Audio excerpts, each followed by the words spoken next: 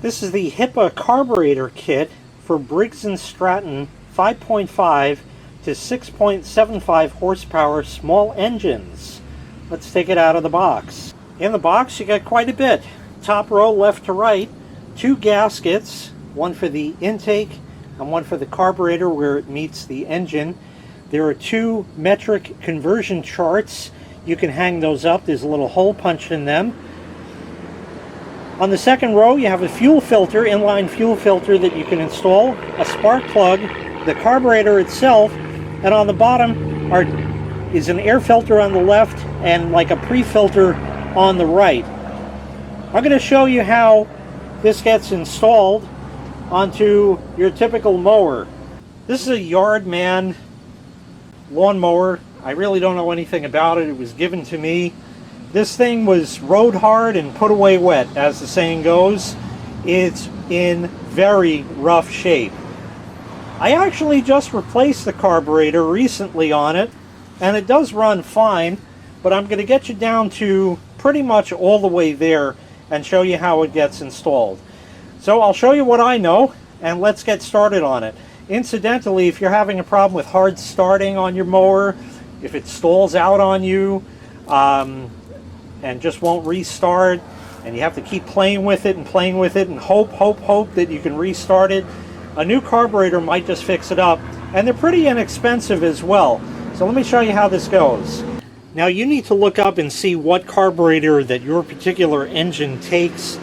I don't know much more about this engine other than it's a Briggs and it's 6 horsepower. 799868 is the number that I know of for this carburetor. Bear in mind, there are 2 variants of this. There is this one, as you see right here, and there is another one that has a white plastic doohickey sticking up there that can turn in different positions, like 4 or 5 different positions. That's a manual choke. So you want to make sure you buy the right one. This particular one does not have or use such a choke like that. The first thing we need to do on this engine, this is kind of a weird one, is take off the air cleaner cover here. That's held on with a couple of flat screws, just a regular flat screwdriver. So we'll take that off.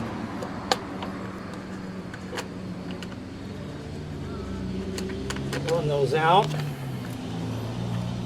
And then you got to work it out of here. This one's a little tight. You got to play with it.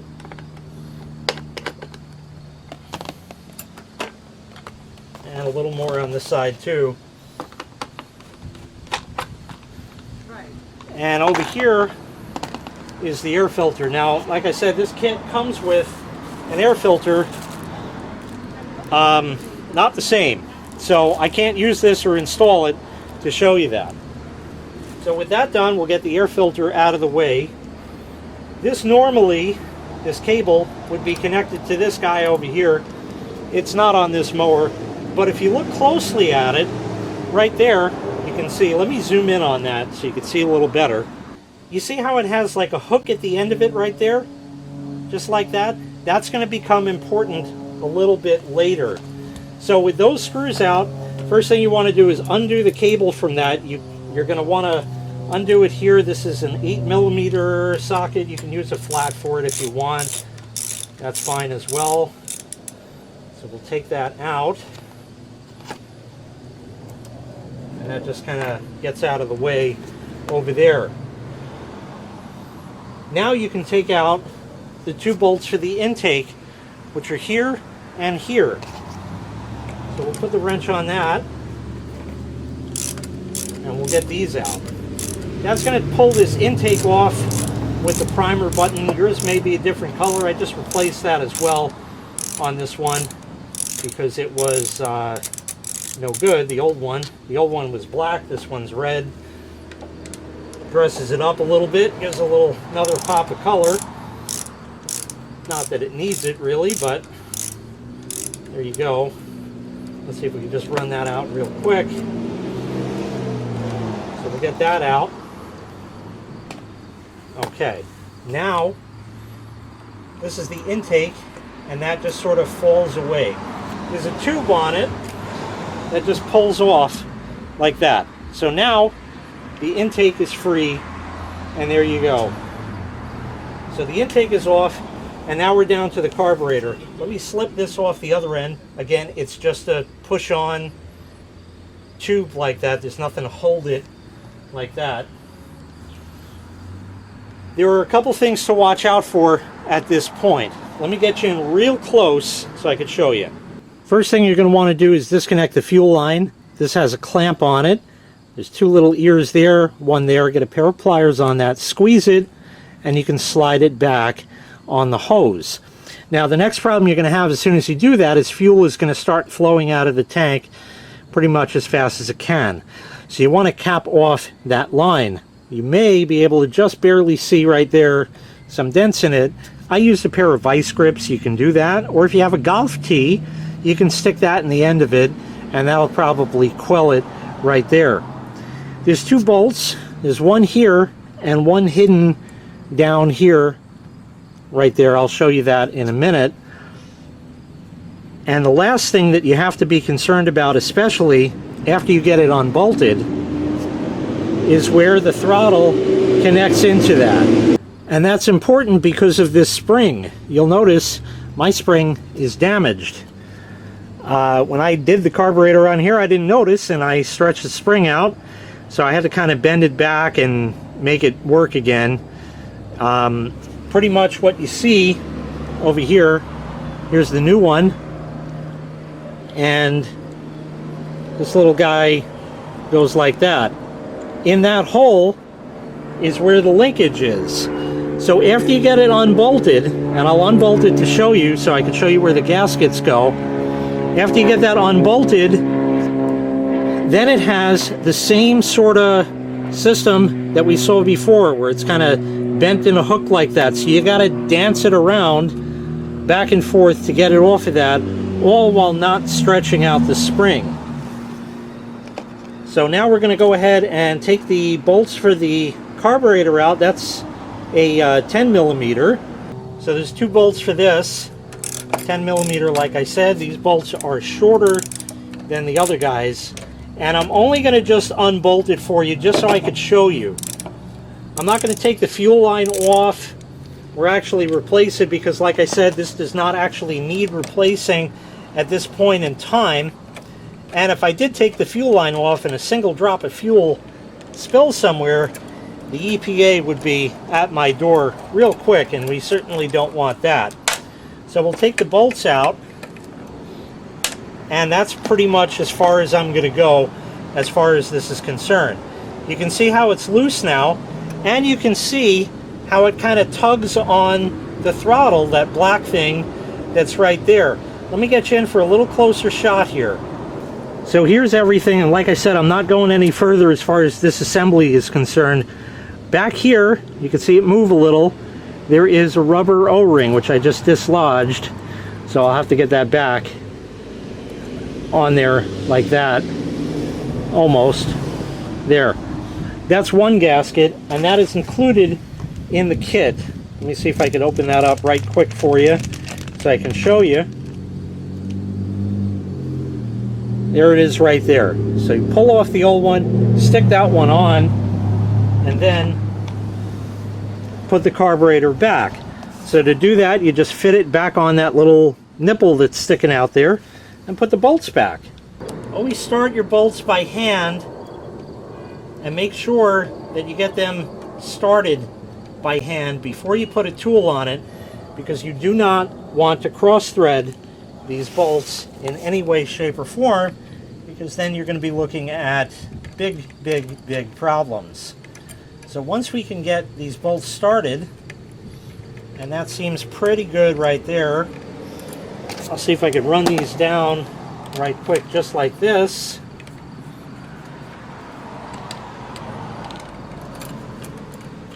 There we are there. Okay.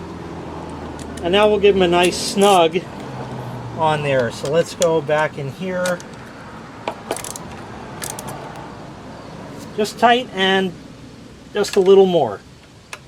You don't need much. And a little more. There we go. So now you have your new carburetor on. You want to make sure that the throttle operates properly like that. You've hooked that into the new one in that, and now wouldn't be a bad time to put your fuel line back on. So unclamp it, or put it back on, then unclamp it if you're using vice grips for that. Put the clamp back on there, and that should be fine with no leaks. The next thing you need to do is put the intake back and the hose for it. Now this is the intake. This has a gasket on it already from the old one, or the one that's on there now, just like this.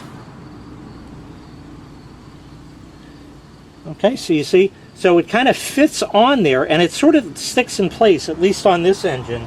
So it really is no big deal. And then what you do is, making sure the gasket is in place, you go ahead and stick that on. Before I do that, I'm going to put this tube back on, which just pushed on down over here, and we'll worry about the other end afterwards. So now that we have that, it's a matter of sort of jockeying this back into position. It's a little tricky to get it just right. Somewhere there is about what you need. And then we're going to go ahead and bolt that back up. So once again, start the bolts by hand and then run them down. I strongly suggest that you use a regular old hand wrench like this instead of some sort of impact wrench or anything that's a drill looking thing. This doesn't need to be super tight. It only takes a moment, and when you do it by hand, you can torque it down and feel it, so you know you're not over tightening it. With a drill of some kind, you just don't know. So I have a little more to go, and over here it's got a little more to go. A little more, and over here tighten that, a little more, and that's good. The tube now goes back underneath. This happened to magically just fall into place. That I didn't plan, but that would just push back on over there. And we can also, while we're at it, put this guy back. You would reconnect your cable to the speed control and then run that bolt back in as well. Okay, like that. And on this engine, the air filter sits right down in there. There we are. And then this cover goes back on, and I gotta kind of push it and mush it and get it to fit in. Something like that is about right. And with that, I can now get the screw started. So we'll run that down. And this one here, we'll run that down. And tighten that up. And tighten this guy up here. That's it right there. And now I can show you about changing the spark plug. So here's the spark plug. It is HIPA branded. That pulls off. You want to gap your spark plug properly. You want to check the specifications of your engine. I happen to know this one is an 030, and that fits just about right in with just the perfect amount of drag right there. So that is gapped properly. Now let's replace it.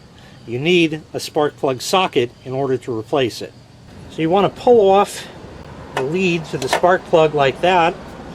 I don't have a spark plug socket. I got one of these guys. So it's cruddy, but it works. And we can do that and loosen it. And it never fits on straight, so it goes all crooked like that. But there we go. There's the old plug. It's not looking too hot, so let's put the new one in. So for that, start the plug by hand, because you have the room and the option to do so. And screw that right in, just like that. I'm going to get my tool here, put that on,